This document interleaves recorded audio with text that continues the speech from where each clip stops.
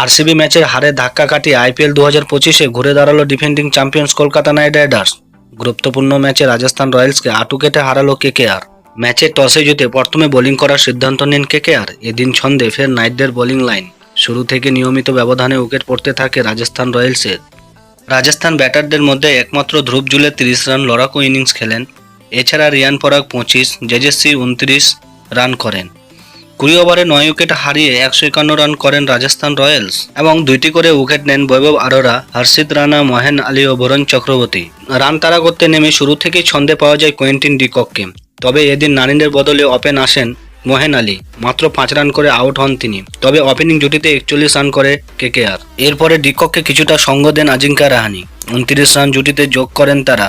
18 run করে out হন আজিঙ্কা রাহানে। তবে নিজের ইনিংস চালিয়ে যান ডি কক। নিজের অর্ধশতরান পূরণ করেন কেকেআরের তারকা। এরপর অঙ্কুশ রঘুবংশের সঙ্গে জুটি বেঁধে দলকে জয়ের লক্ষ্যে পৌঁছে দেন কোয়েন্টিন ডি কক। 17 ওভার 3 বলে 8 উইকেটে ম্যাচ জিতেন কলকাতা নাইট রাইডার্স।